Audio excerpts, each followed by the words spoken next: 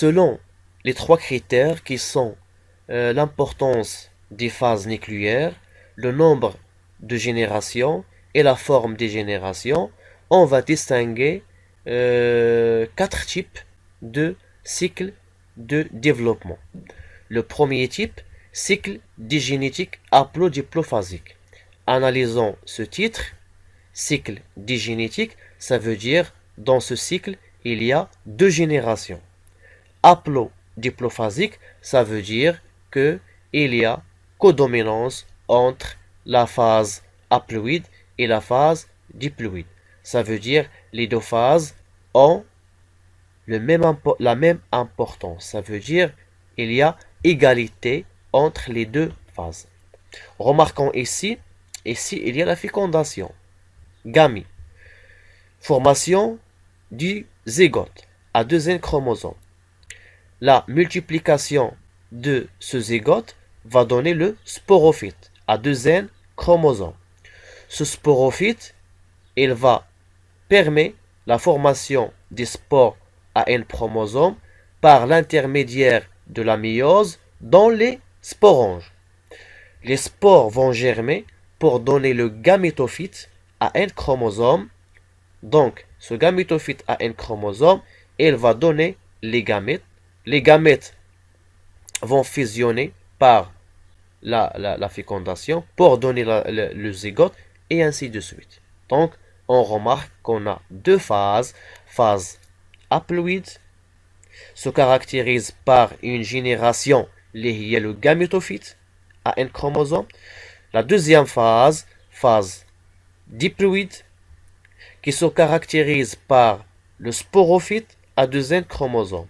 Donc, entre la fécondation et la méiose, qui est dans la phase diploïde, avec le sporophyte comme génération, et entre la méiose et la fécondation, il y a la phase haploïde avec le gamétophyte comme génération. Comparons maintenant ce cycle avec cela. Donc, cycle diplo-haplophasique.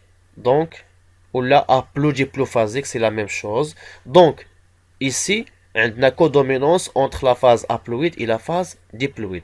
Donc, au niveau de l'importance ou bien l'importance des phases nucléaires, les deux cycles sont les mêmes. Fin la différence. La différence au niveau du nombre de générations. Ici, on a digénétique, ça veut dire deux générations. Et ici, trigénétique, ça veut dire deux générations. Tout simplement, au niveau de la phase diploïde, ici, on a un seul sporophyte. Mais ici, on a deux sporophytes. Le sporophyte 1 à deuxième chromosome qui va donner un autre sporophyte qui est le sporophyte 2 aussi à deuxième chromosome. C'est ça la différence entre ces deux types de cycles de reproduction. Maintenant, on va entamer ce troisième type de cycle.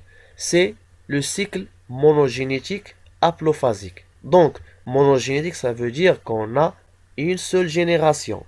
Haplophasique, ça veut dire que la dominance est pour la phase haploïde. Remarquons ici, on a la zygote.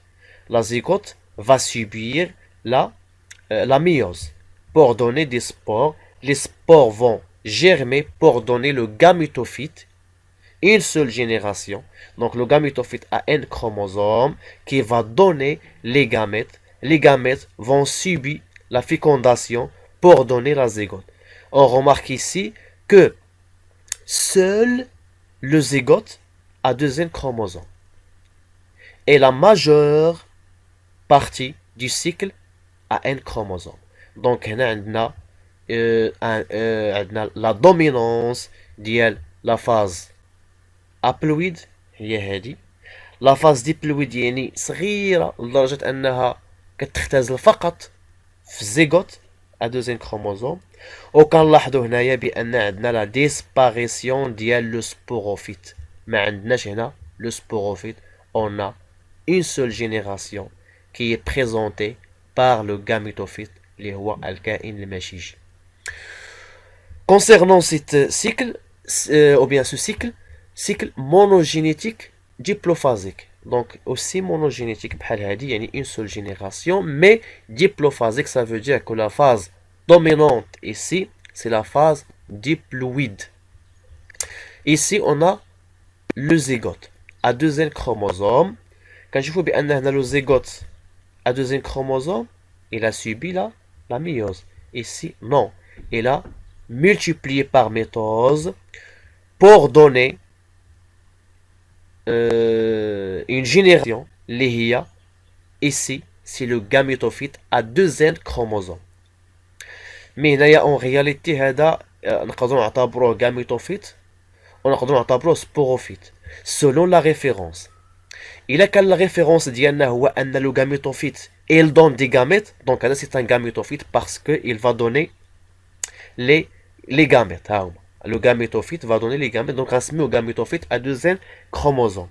Mais regardez ici la génération à deuxième chromosome, c'est un sporophyte. Et ici, c'est un gamétophyte. Donc, on a une contradiction. Mais, si la référence d'Yalna, il y a la ploïdie d'Yal, l'individu, ça veut dire, wesh 2N ou la N, donc, il a une ploïdie 2N, donc, il a dans les cellules de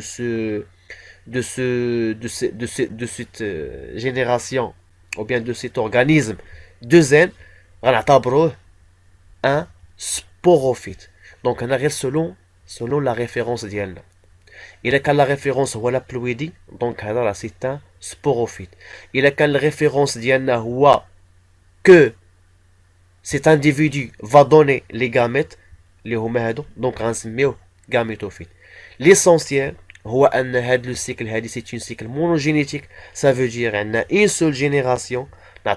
Ici, il y a le gamétophyte qui va donner les gamètes, alors que la phase dominante il y a la phase diploïde, parce que la phase haploïde est réduite au niveau des gamètes. Donc seuls les gamètes ont N chromosomes, alors que le gamétophyte il a 2N chromosomes. Donc voilà les 4 types du cycle de développement.